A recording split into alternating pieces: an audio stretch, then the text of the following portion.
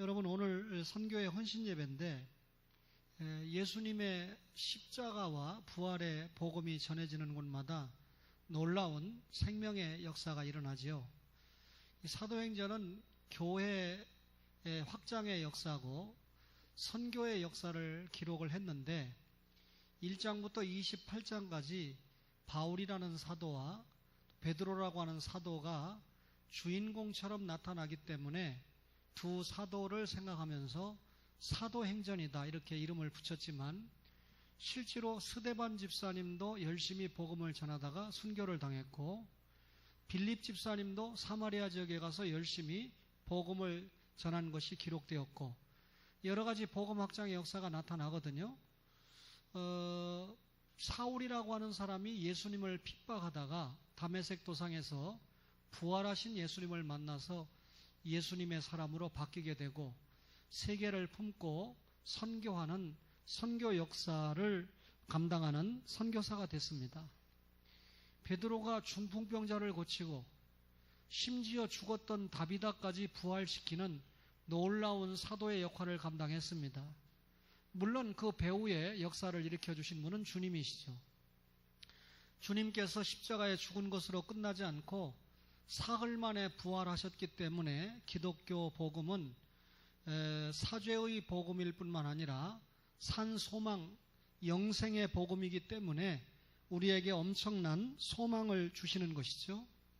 그런데 오늘 베드로와 고넬료라고 하는 사람이 만나서 결국 이 장면 속에서 탄생한 교회가 가이사라 교회가 되는데 어떤 교회입니까? 가이사라 교회는 하나님의 섭리 속에 세워진 교회거든요. 오늘 10장 1절에 보니까 가이사라에 고넬료라 하는 사람이 있으니 이달리아 부대라는 군대의 백부장이라. 고넬료를 설명을 하는데 가이사라라고 하는 도시가 나오잖아요. 예루살렘에서 대단히 좀 거리가 떨어져 있는 도시인데 이 가이사라는 항구 도시입니다. 예루살렘이 서울이라고 그러면 가이사라는 인천 정도다 이렇게 생각하면 맞는 지형인데 이 가이사라에 고넬료라고 하는 장교가 살고 있었는데 백부장교다 그랬어요. 우리로 말하면 중대장 정도 되는 장교인데 지금은 뭐 군인들이 그렇게 두려운 존재가 아니지만 군사정권 시대만 해도 중대장 정도만 돼도 굉장한 지위와 권세를 누리고 있었어요. 그런데 이 당시는 이 로마가 유대를 지배하고 있던 때이기 때문에 로마 이탈리아대에서 유대에 파송한 백부장교 같으면 엄청난 힘과 권세를 가지고 있는 그런 장교였습니다. 그런데 특이한 것은 이탈리아에 속한 로마에 속한 백부장인데 신앙이 출중했다는 거죠. 거기 보니까 하나님을 경외했다. 또 백성들을 많이 구제를 했다. 또 유대인들이 하루 3번 정해놓고 기도하잖아요. 똑같이 기도를 많이 한 사람이다. 그래서 하나님과 사람 앞에 경건한 사람이라고 소개를 하는데 고넬료는 유대교 신자였다고 판단이 됩니다. 그런데 이런 고넬료가 어느 날 환상을 보게 됩니다. 하나님께서 천사를 통해서 자신에게 말씀하는 것을 듣게 되는데 고넬료야, 너의 기도와 너의 구제가 하나님 앞에 상달이 됐다. 네가 경건하게 살고 있는 것을 하나님이 알고 계시다. 그 말이죠. 그러면서 고넬료에게 말하기를 네가 즉시 이 베드로에게 사람을 보내라. 거기 보면 무두장이라고 그랬는데 피역업자죠. 베드로에게 이 욥바로 사람을 보내서 피역업자 시몬의 집에 있는 베드로, 그 베드로를 초청을 해라. 여러분, 하나님의 천사가 경건한 고넬료에게 전한 환상의 내용이 뭡니까? 예수님의 수제자인 베드로를 초청을 해라 그랬습니다. 주님의 종 베드로를 초청을 해라 그 말이죠. 그런데 베드로가 같은 시간에 기도를 하러 올라가서 또 환상을 보게 되는데 그게 9절과 10절의 내용이에요. 9절을 보실래요?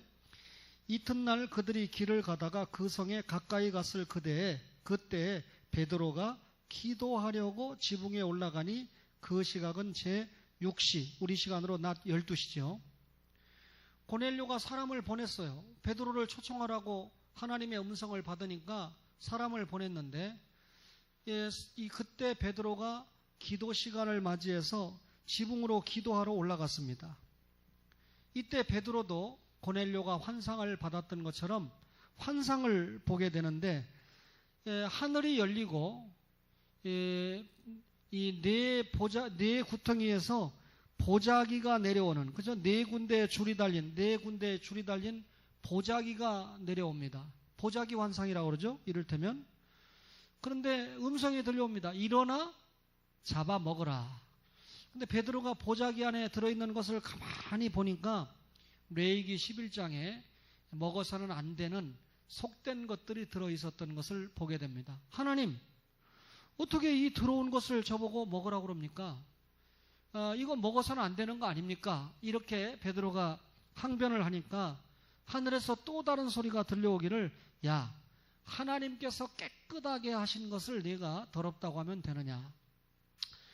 이 보자기 환상에 관계된 음성이 3번이나 반복해서 베드로에게 들려왔습니다. 베드로가 고민을 했죠. 이 더러운 것을 내가 먹을 수 있느냐? 그런데 하나님께서 깨끗하게 했다고 먹으라고 하니까 고민을 했습니다. 마침 이 장면 속에 고넬료가 보낸 사람들이 대문 밖에서 베드로를 찾았습니다. 여러분, 하나님께서 이 고넬료에게도 환상을 주시고 베드로에게도 환상을 준 것은 두 사람이 만나게 하고자 하는 역사입니다. 그러니까 베드로가 이제 이 환상을 보고 고민을 하고 있던 터에 고넬료가 보낸 사람이 베드로를 찾으니까 하나님은 베드로와 고넬료를 만나게 함으로 가이사라 지역에도 교회가 세워지고 하나님의 복음이 들어가는 것을 하나님이 원하셨던 겁니다. 그러면 복음을 받을 자는 누굽니까? 고넬료를 위시한 사람들이고, 복음을 전할 자는 누굽니까? 예수님의 수제자 베드로로 하나님이 지목을 하신 거죠. 그렇죠? 날씨가 시원해졌으니까 여러 가지로 참 피곤도 풀리고, 이제는 조금 이 오후 시간에 졸음도 멀리 떨쳐버릴 수 있는 그런 계절이 됐죠. 그렇죠? 예. 여러분, 고넬료의 경건과 환상에 대해서 살펴봤고, 베드로의 기도와 환상에 대해서 살펴봤습니다. 이 환상의 내용이 뭐라는 겁니까? 베드로와 고넬료가 만나게 하는 하나님의 섭리였다, 그 말이죠. 마침내 두 사람이 만나서 고넬료의 집에 세워진 교회가 가이사라 교회입니다. 여러분, 이 베드로는 고넬료가 보낸 사람들을 불러들여서 자기 집에 하룻밤 머물게 했습니다. 그리고 다음날 이 가이사라에 있는 이 고넬료의 집에 베드로가 도착을 했습니다. 베드로가 오는 것을 알고 고넬료는 자신과 가족과 친척과 자기 집안에 있는 모든 사람들을 모아놓고 베드로를 맞이했습니다. 베드로가 이 집에 와서 한 일이 뭐죠? 오늘 박연서 주사님이 읽으신 뒤에 본문에 보면 그리스도의 복음을 전하게 되는데 34절에 뭐라고 그랬어요? 베드로가 입을 열어 말하되 내가 참으로 하나님은 사람의 외모를 보지 아니하시고 각 나라 중 하나님을 경외하며 의를 행하는 사람을 다 받으시는 줄 깨달았도다 그랬습니다. 여기 보니까 사람의 외모를 보지 않는다. 근데 여러분, 본의 아니게 우리는 사람의 외모를 많이 보잖아요. 사람의 조건을 많이 따지잖아요. 근데 하나님은 외모로 보지 않고 다른 이 성경을 참고해보면 뭘 보신다고 그러죠? 중심을 보시는 분이다. 그리고 하나님은 외모 보지 않고 누구든지 자신을 섬기는 사람에게는, 경외하는 자에게는 구원을 베푸시는 분이다. 그러면서 베드로가 입을 열어서 복음의 진수를 설명을 했습니다.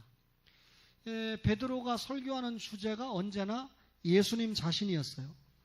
10장 36절 보실래요? 36절을 보니까 만유의 주 되신 예수 그리스도로 말미암아 화평의 복음을 전하사 이스라엘 자손들에게 보내신 말씀 쭉 설명해서 몇 절까지냐면 43절 보세요. 43절 다 같이 읽습니다. 시작. 그에 대하여 모든 선지자도 증언하되 그를 믿는 사람들이 다 그의 이름을 힘입어 죄사함을 받는다 하였느니라. 죄사함을 받는 근거자가 되시는 예수님에 대해서 앞에 쭉 설교를 했습니다. 그러면서 마지막 적용을 하죠. 그의 이름을 힘입어 죄사함을 받는다. 예수님을 믿고 구원받는다. 다시 한번 정리하면 예수님은 만유의 주가 되신다. 하나님께로부터 화평의 복음을 전하기 위해서 보냄을 받으신 분이다. 그분은 예수 그리스도다. 그분은 이적과 기사로 모든 병을 고쳐주셨다. 그분은 우리 죄를 위해서 십자가 형틀에 매달려 돌아가셨다. 그러나 하나님의 권능으로 다시 사셨다. 내 말이 아니고요. 베드로가 설교한 내용이잖아요. 한번 보실까요? 39절 진수입니다. 39절에 보니까 우리는 유대인의 땅과 예루살렘에서 그가 행하신 모든 일에 뭐라고요? 증인이라. 그들이 유대인들이 나무에 십자가에 달아 예수님을 죽였으나 하나님이 사흘 만에 다시 살리사 나타내시되 십자가에 돌아가시고 사흘 만에 부활했다. 이것이 구약 언약의 성취라는 겁니다. 사제의 구주가 되신다라고 정확하게 소개했습니다. 여러분, 베드로가 고넬료와 그가 모아놓은 사람들에게 전한 복음은 예수 그리스도가 오시고 사시고 죽으시고 부활하셨다라고 하는 복음의 진수를 전한 것입니다. 그러면 하나님께서 고넬료에게 왜 환상을 주셨습니까? 난 환상 본 사람이다 자랑하라고 보냈습니까? 베드로를 초청하게 하기 위해서였어요. 그러면 왜 베드로를 초청하게 했습니까? 베드로의 입술에는 하나님의 복음이 있었기 때문에. 그는 예수님을 직접 봤습니다. 그렇죠? 따라서 베드로가 예수님의 복음을 가지고 있기 때문에 초청하도록 한 거죠. 하나님의 계획대로 베드로는 고넬료와 그 가족들을 만났을 때 여지없이 예수님에 대해서 복음의 진수를 전했습니다. 정리하면 예수님이 누구라는 겁니까? 구주라는 거예요. 나를 지옥갈주에서 구원하실 구주라는 겁니다. 또 정리하면 그 다음 내용이 뭡니까? 믿으라는 거예요. 그 예수님을 믿어야 구원이라는 겁니다. 다른 것 믿어서는 도무지 구원이 될 수 없다는 것입니다. 그리고 믿으면 사죄, 죄 용서받는다는 겁니다. 죄 때문에 지옥 간다는 거예요. 그 죄를 용서받아야 지옥 갈 문제가 해결된다는 겁니다. 사죄죠. 그리고 그 마지막 내용이 뭡니까? 구원입니다. 따라서 순서적으로 정리하면 구주를 믿으면 죄 용서받고 구원받는다. 구주, 신앙, 사죄, 구원, 이걸 베드로가 설교한 겁니다. 그러면 여러분과 저의 선교의 주제와 여러분 전도의 주제가 뭡니까? 구주, 신앙, 사죄, 구원, 이걸 전해야 됩니다. 그죠? 여러분, 아무리 사람을 취직시켜주면 뭐예요? 아무리 찾아가서 용돈 주면 뭐예요? 구제비 주면 뭐예요? 밥을 주면 뭐합니까? 결국 구주, 신앙, 사죄, 구원을 전하지 못하면 소용없는 겁니다. 그죠? 그냥 사람들을 모아놓고 예수 믿으세요. 이거 한 번으로 끝난다고 예수가 믿어질 것 같으면 온 세계가 다 예수 믿게 해요? 예수님이 우리에게 마지막 본을 보이신 것처럼 희생과 섬김이 없이는 여러분 구주도 신앙도 사죄도 구원도 이루어질 수 없는 것입니다. 여러분, 복음이 전해지는 곳에 누가 함께 하시죠? 성령님이 함께 하십니다. 성령님이 함께 하시면 여러분 역사가 일어나지 않아요? 자, 베드로가 복음을 전하니까 누구에게 성령이 임할까요? 베드로 자신에게 성령이 임합니다. 베드로와 함께 갔던 사람들이 깜짝 놀랍니다. 지금 가이사라에 모여있는 고넬료를 위시한 이방인들이 복음을 들으면서 얼마나 성령에 취하게 되는지 그 장면에 가이사라의 오순절이 이루어지는 겁니다. 제 말 아니고 44절 다 같이 한번 읽겠습니다. 44절 시작. 베드로가 이 말을 할 때 성령이 말씀 듣는 모든 사람에게 내려오시니 베드로와 함께 온 할례 받은 신자들이 이방인들에게도 성령 부어주심으로 말미암아 놀라니. 여러분, 사도행전 2장에 예루살렘에서 베드로가 설교하니까 성령이 임해가지고 3,000명 세례받았죠. 예루살렘의 오순절입니다. 그죠? 근데 여기는 가이사라에 지금 누구에게? 이방인들에게도 성령 부어주심에 놀랐다. 이방인의 오순절입니다. 이방인의 오순절은 예루살렘이 아니고 가이사라에서 일어난 겁니다. 그렇죠? 여러분, 엄청난 성령님의 역사가 일어났어요. 그래서 이것을 이방인의 오순절이다. 여러분, 성령님이 임하니까 신앙 고백이 터져요. 예수님을 주라고 고백하고 회개합니다. 그러니까 베드로가 물과 세례를 베풀었죠. 그리고 고넬료의 집 자체가 교회가 되었습니다. 여러분, 가이사라 교회, 베드로가 가서 복음을 전해서 교회가 이루어졌죠. 자, 복음을 전하는 누가 있었습니까? 오늘날로 말하면 목사가 있었습니다. 그렇죠? 또 복음을 받은 누가 있었습니까? 고넬료를 위시한 가족과 친척들과 하인들까지 여러분, 예수님을 영접한 성도들이 있었습니다. 그리고 여러분, 가이사라 교회는 어디가 교회가 됐죠? 고넬료의 집이 교회가 됐죠. 고넬료가 살고 있는 집이 하나님께 예배드리고 말씀이 선포되는 교회당, 예배당이 되어버리고 말았습니다. 자신이 가지고 있는 소유, 자신이 살고 있는 집이 하나님의 복음이 증거되는 축복의 센터가 됐다. 얼마나 고넬료가 복받은 사람인지 모르죠. 여러분, 우리의 가정이 정말 복음이 증거되는 센터로 사용받고 있는가? 식사기도는 제대로 하고 있는가? 말씀을 제대로 읽는 가정인가? 최소한 아침에 일어나서 저녁에 잘 때 기도로 시작하고 기도하는 가정인가? 등등 우리가 많은 것을 생각을 해봐야 됩니다. 우리가 초원교회 예배당만 예배당이 아니고 여러분과 저가 기도하고 있는 그 생활 공간이 예배당이 되고 교회당이 되어야 된다. 그 말이죠. 고넬료는 정말 축복받은 사람입니다. 베드로는 정말 자신이 받은 사명을 힘있게 감당한 사람입니다. 마지막으로요, 여러분, 가이사라 교회는 이방 전도의 문이 열린 교회입니다. 여러분, 이방 전도의 문이 열렸다. 자, 가이사라에 세워진 교회는 적어도 엄청난 담을 헐어버렸어요. 베드로는 유대인입니다. 고넬료는 이방인입니다. 당시만 해도 유대인들은 이방인을 상대하려고 하지 않았죠. 그런데 베드로가 가서 이방인들에게 복음을 전했다. 그리고 그 복음을 전해 듣고 고넬료를 위시한 이방인들이 세례를 받았다. 여러분, 유대인과 이방인의 담이 헐어진 거죠. 복음은 유대인의 전유물이 아니고 이방인들에게도 얼마든지 복음이 전해져서 구원 얻게 하는 역사가 일어난다라고 하는 걸 보여준 거죠. 따라서 사도행전 10장에 베드로와 고넬료가 만난 사건은 적어도 이방 전도의 문이 열린 사건으로 우리가 이해를 해야 됩니다.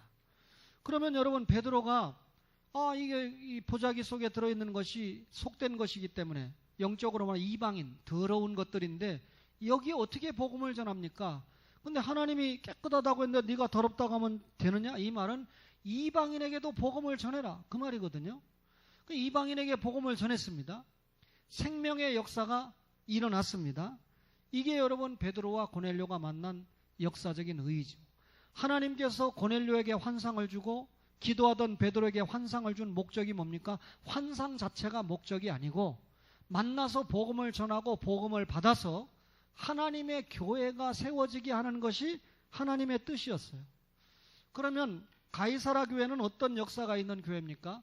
종족 간의 화해를 시킨 교회예요. 자, 유대인과 이방인 한번 볼까? 28절 보세요. 28절을 보니까 이르되 유대인으로서 이방인과 교제하며. 유대인은 누구죠? 고넬료입니다. 베드로입니다. 이방인은 누구죠? 고넬료를 유시한 여러 사람들이죠. 여러분, 유대인은 할례자죠. 이방인은 무할례자입니다. 유대인이 됐든지 이방인이 됐든지 할례자가 됐든지 무할례자가 됐든지 그리스도 안에서 하나가 될 수 있다. 화해가 될 수 있다. 사람들이 만난 문제 가운데 엄청난 문제가 뭡니까? 혈통 문제잖아요. 혈통 문제. 그죠? 유대인과 이방인. 그죠? 자, 성경을 읽어오면 똑같은 아브라함의 자식인데 이삭 혈통과 이스마엘의 혈통. 철천지 원수 아닙니까? 이거 하나로 만드는 건 복음 외에는 없어요. 그죠? 저 이슬람 저 친구들이 복음을 영접하는 것 외에는 하나가 될 수가 없습니다. 만약에 우리가 복음을 포기하고 코란을 영접하면 여러분 온 세상에 전쟁 피구덩이가 될 거예요. 그럴 수 없지만 여러분 백인과 흑인 아무것도 아닌 문제 같은데 여러분 지금도 미국에서 이 백인과 흑인의 이 갈등 문제가 얼마나 큰가를 우리가 눈으로 보고 있지 않습니까? 여러분 우리나라에는 과거에는 양반과 상놈의 문제가 있었는데 지금은 많이 줄어들었다고 하지만 부자와 빈자의 이 차이, 계층의 차이 이게 엄청난데요. 제가 이번에 태국에 가보니까 방콕에 사는 사람들과 비방콕에 사는 사람들, 우리로 말하면 서울에 사는 사람과 서울에 살지 않는 사람과는 완전히 딴 나라 사람입니다. 그러니까 선교사가 아예 자신 있게 저에게 설명하기를 태국에는 두 나라가 있습니다. 방콕이라는 나라가 있고 비방콕이라는 나라가 있습니다. 그것들 굉장히 갈등을 많이 일으키고 있다는 거죠. 거기다가 보니까 요즘은 국왕파가 있고 탁신 총리파가 있어요. 국왕을 섬기는 나라라고 그랬죠. 지금도 세계 곳곳에 국왕을 섬기는 나라가 약 40여 개 나라가 된다고 그래요. 영국이라든지 일본이라든지 태국을 포함해서 한 40개 정도의 나라가 국왕을 섬기는 나라라고 하는데 우리도 국왕 섬기다가 여러분 고종을 끝으로 국왕 제도를 정리해버리고 지금은 여러분 민주 국가로 이렇게 발전하고 거듭나 있지 않습니까? 뭐 법은 지켜야 된다고 그러는데 오전에 잠깐 언급했지만 청문회 하지 말고 그냥 경찰청장 세우지. 뭐하러 국회에서 청문회 해가지고 우리를 속상하게 합니까? 국회의원들이 보니까 여당 의원도 안 된다는 표정이에요. 여당 의원이 물었잖아요. 장아무개 의원이 여당 의원인데 당신 경찰청장 되면 당신 부하가 그런 음주운전으로 당신같이 큰일도 아니고 소소하게 걸리면 벌 줄 수 있느냐? 정직, 감복, 면직시킬 수 있느냐? 그러니까 그게 참 어려운 문제입니다. 이렇게 답하더라고요. 근데 여러분 청문회에서 안 된다는데 국회에서 안 된다는데 청와대에서 시켰잖아요. 제 마음에 국회에서 안 된다고 해도 대통령이 시키면 시키는 거라는 거예요. 그게 법이라는 거예요. 그런 법일 것 같으면 뭐하러 청문회 하느냐. 처음부터 그냥 시켜버리고 말지. 제 어리석은 생각이지만 그런 생각이 들어요.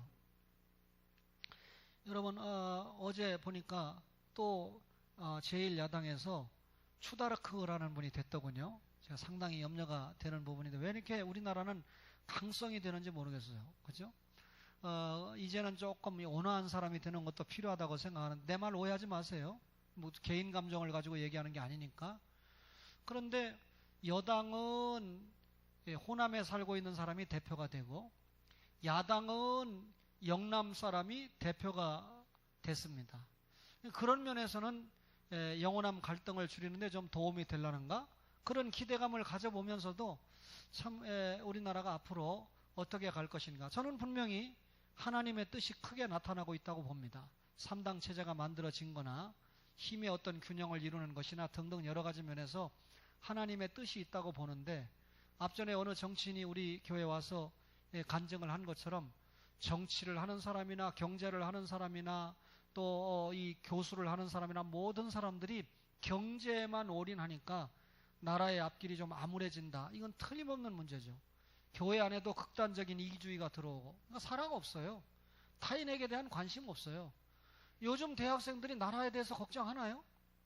전혀 나라에 대해서 걱정 안 하니까 뭐 누가 죽든지 말든지 옛날에 그 민주화 운동을 하던 대학생들과 같은 국가에 대한 염려나 걱정 아무것도 없습니다. 그렇죠? 극단적인 이기주의만 팽배하기 때문에 최근에 이화여자 대학의 학생들도 졸업생까지 동원해서 데모한 것이 지네 학교 명예 더럽히는 일을 해서는 안 된다는 거 아니에요? 고졸자를 뽑아다가 졸업장 주고 하는 일을 해서는 안 된다는 거 아닙니까? 어쨌든지 간에 여러분 종족 간에 화해해야 되는데 이런 모든 갈등이 화해가 되려면 뭐만 가능하다는 겁니까? 복음만 가능하다는 거예요. 그죠? 예, 우리 교회는 사랑하는 성도들이 고향은 얘기할 수 있지만 영혼함 갈등이라든지 다른 문제를 가지고 문제를 일으키지 않기 때문에 감사한 일이고, 이런 문제를 일으키는 사람은 누구라도 하나님 앞에 용서받을 수 없어요. 왜? 이런 설교를 듣고 있기 때문에. 복음 안에서 종족 간에 하나가 되는 줄 믿습니다. 계층 간의 화해입니다. 24절 보세요. 24절을 보니까 이튿날 가이사라에 들어가니 고넬료가 그의 친척과 가까운 친구들을 모아 기다렸다. 고넬료 가정에 보면 남편과 아내가 있겠죠. 부모와 자식이 있겠죠. 형제와 형제가 있겠죠. 친척과 친척이 있겠죠. 이웃과 이웃이 있겠죠. 거기 보니까 종도 있으니까 주인과 종이 다 모여서 베드로를 통해서 설교를 듣고 있어요. 복음을 듣고 있어요. 갈라디아 3장 28절에 너희는 유대인이나 헬라인이나 종이나 자주자나 남자나 여자나 다 그리스도 예수 안에서 몇이라고요? 하나이니라. 아유, 들어주세요. 유대인이나 헬라인이나 종이나 자주자나 남자나 여자나 다 그리스도 예수 안에서 뭐다? 하나이니라. 그렇죠? 여러분, 지식이 있거나 없거나 재산이 많거나 적거나 신분이 높거나 낮거나 세대와 세대 간의 차이가 복음 안에서 하나일 뿐이다. 그 말입니다. 그러니까 이 고넬료와 그 집안에서 만난 모든 계층 간에 뭘로 화해가 됐다는 말입니까? 복음으로 하나가 됐다. 그 말입니다. 제가 이 초원교회를 이끌어왔던 중에 지금까지도 그분이 헌금을 한 것만큼 많은 헌금을 드린 분을 찾기가 어려워요. 20몇 년이 됐는데도 참 헌금 많이 했어요. 그리고 짧은 기간이지만 에어컨이 필요하면 에어컨도 해놓고, 또 재정을 보다가 모자라면 그저 200~300만 원 빌려왔다가 목사님 이거 제가 헌금하겠습니다 하고 메꿔놓고, 얼마나 신앙생활 잘합니까? 20여 년 전에는 그런 일들이지만 요즘에는 참 그런 일들을 찾아보기가 어떤 교회든지 힘들어요. 부자가 있다고 해도 힘들어요. 지금은. 왜? 극단적인 이기주의가 교회 안에 들어왔기 때문에 신앙보다 그게 앞서거든요. 그런데 이분의 결정적인 맹점은 자기가 목사예요. 헌금을 하고 재정을 메우면 더 겸손해야 되는데 이제 목사에게 리모컨을 조종하죠. 그래가지고 이 목회를 자기가 합니다. 제가 괴롭죠. 근데 결정적으로 성도들을 괴롭힙니다. 내가 남전도에 회비를 5만 원 내면 너도 5만 원 내야 된다. 이게 얼마나 철이 없는 짓입니까? 자기는 나름대로 돈벌이가 돼요. 5만 원 할 수 있어요. 상대방은 너무 어려워서 5천 원도 힘이 들고 500원을 할까 말까인데 너도 그렇게 해야 된다라고 종용을 하니까 시험거리가 될 수밖에 없죠. 지금 여러분, 제가 간증하는 분이 우리 교회만 있는 게 아니라 목사님들을 만나보면 다른 교회도 부지기수로 있고, 이것 때문에 목사가 간이 나빠지고 쓸개가 나빠지는 교회가 많이 있어요. 그런데 저는 앞으로 우리 교회가 주의 일을 감당하는데 물질이 많이 필요하지만 내가 간과 쓸개가 나빠지면서까지 헌금을 많이 한다고 용납할 수 없다. 그래서 용서하세요. 제가 결별의 수순을 밟았습니다. 그리고 결별했지요. 여러분, 결별이 중요한 게 아니라 그런 신앙생활을 하면 안 된다는 거죠. 우리가 주님 앞에 희생하고 섬기고 충성하면 그 자체를 얼마나 하나님께서 귀하게 보실 겁니까? 그리고 더 겸손해야죠. 오히려 내가 많이 할 수 있는데 상대방이 많이 못하고 어려운 걸 보면 안타까워하고 그분을 좀 도와주고 관심을 갖고 기도해주고 밥이라도 한번 사주고 격려하고 이런 게 필요하잖아요. 벌써 우리 추성훈 청년이 장가가서 빨리 자녀를 낳아야죠. 5은 낳아야 우리 교회가 해결이 되지. 앞으로의 부흥의 기대가 별로 안 되는 시대이기 때문에. 근데 이 아이가 3살이나 됐을까? 추성훈이가 코 올리고 그러죠. 근데 이 성훈이가 예배를 드리는데 3살짜리 4살짜리가 뭐합니까? 그때 몇 살입니까? 안현수 사모 3살입니까? 3살짜리가 뭐하래요? 43살이라도. 근데 주일학교 부장을 시켜놨더니 아이가 오후 예배 시간에 존다고 일어나 해가지고 아이를 세워놓는 거예요. 예배 내내. 그러니까 3살짜리 아이가 뭐 알아요? 울고 또 그러죠. 그러면 또 이 벌을 주고. 목사가 불러다가 그렇게 하지 말아라. 당회장이 그렇게 하지 말라면 말아야 될 거 아니에요. 응? 주일학교 교육이든 뭐든 내가 교장이다. 어린 아이가 오후에 밥 먹고 예배 참석하는 게 기적인데 그렇게 벌을 세우고 그러면 아이가 교회에 오려고 하느냐? 어린애가 예배 안 드리려고 하지. 그런데 말 안 듣는 거예요. 목사가 얘기해도. 선생님들을 완전히 육군 사관학교 잡듯이 잡는 거예요. 그 당시에 선생님들은 기억을 할 겁니다. 그러니까 안 되는 거죠. 헌금을 아무리 많이 해도 내가 용납할 수 있는, 내가 감당할 수 있는 교인이 아닌 거죠. 오해하지 마세요, 여러분. 겸손해야 돼요. 그죠? 종족 간에 화해해야 되고 계층 간에 화해해야 되는데 뭘로요? 복음으로. 복음으로 겸손해져야 됩니다. 복음으로 상대를 이해를 해야 됩니다. 복음으로 상대의 입장에서 생각을 해야 되는 거죠. 끝으로 지역 간의 화해인데, 자, 본문에 고넬료는 어디에 살고 있죠? 가이사라에. 베드로는 어디에 살고 있었죠? 예루살렘에. 복음이 사도행전은 예루살렘, 유대, 사마리아를 거쳐서 어디까지 가야 된다고 그랬죠? 땅끝까지. 근데 지금 예루살렘에 있던 사도가 어디까지 간 겁니까? 가이사라까지 간 겁니다. 그럼 유대와 사마리아 지역을 통과해서 이제 어디까지 가야 됩니까? 바울을 통해서 땅끝까지 가야 되는 거 아닙니까? 그러면 지역 간의 난제를 해결해 주는 게 뭐예요? 복음입니다. 여러분, 베드로가 가이사라에 갔다. 예루살렘에 있는 사도들이 가이사라에 갔다. 복음만이 지역 간에도 하나를 만들 수 있다. 그 말이죠. 여러분, 복음으로 본질적으로 하나가 돼야 됩니다. 우리 교회가 태국에 대해서 기도를 시작을 하게 되는데, 제 글에 보면 태국 선교사가 3가지를 요구했죠. 더일로 아멘교회 사역과 그 다음에 찬송가 보급 사역과 고산지대에 살고 있는 악가족 110가구의 영적인 성장을 책임져야 된다. 책임지기도 전에 지금 수술부터 해야 돼요. 오늘 아침에 제가 전화를 해보니까 많이 회복이 되고 있다. 여러분, 수요일날 오신 분은 들었지만 김재원 선교사가 복이 많은 사람이에요. 그죠? 가만히 기다렸다가 2년 전부터 이게 문제가 됐다는데 딱 수술비 대줄 만한 사람이 생길 것 같으니까 수술한 거예요.